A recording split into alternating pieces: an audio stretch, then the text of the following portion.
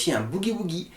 Il s'agit de jouer une ligne de basse qui va suivre les accords d'une grille d'accords de blues en La. Si vous ne savez pas ce qu'est une grille d'accords de blues en La, vous pouvez aller voir le pack vidéo blues dans lequel je vous explique tout ça, de la grille d'accords, les accords du blues, qu'est-ce que c'est, etc. etc.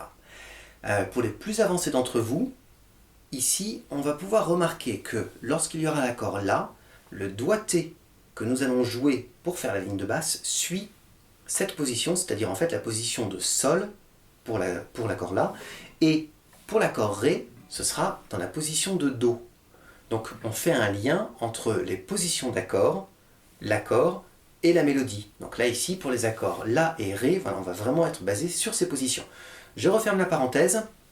Si vous ne savez pas ce qu'est le système Caged et que vous avez l'impression que je viens de parler chinois, ne vous inquiétez pas, il n'y en a pas besoin pour la suite de la vidéo. C'était juste une indication de doigté pour ceux qui veulent.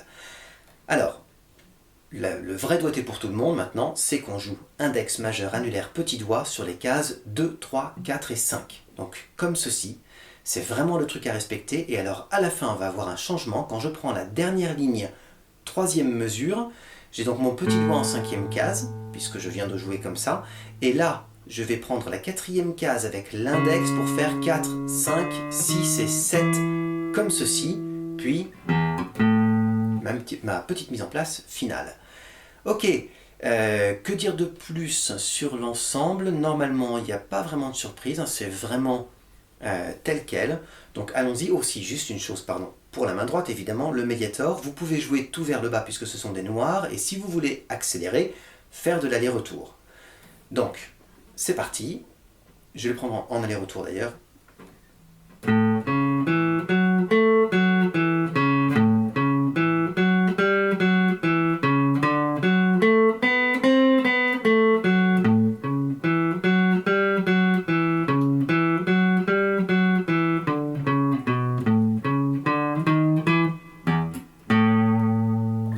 Voilà, c'est ça le principe du boogie-woogie, vous aurez peut-être reconnu le truc.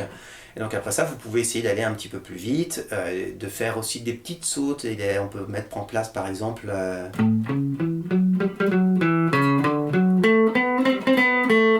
Voilà, je rajoute juste cette petite note qui rebondit à la fin d'un accord, juste avant de changer. Ça donne un petit son un peu plus sympa, et puis avec un peu de palm mute là, sur la guitare électrique, vous voyez quand je fais ça...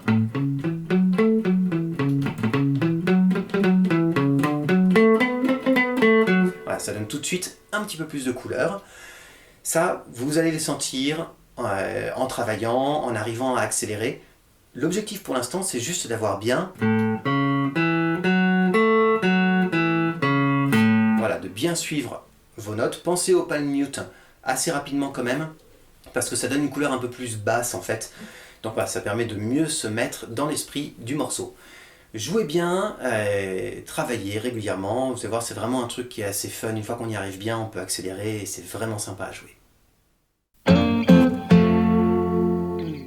Merci d'avoir regardé cette vidéo.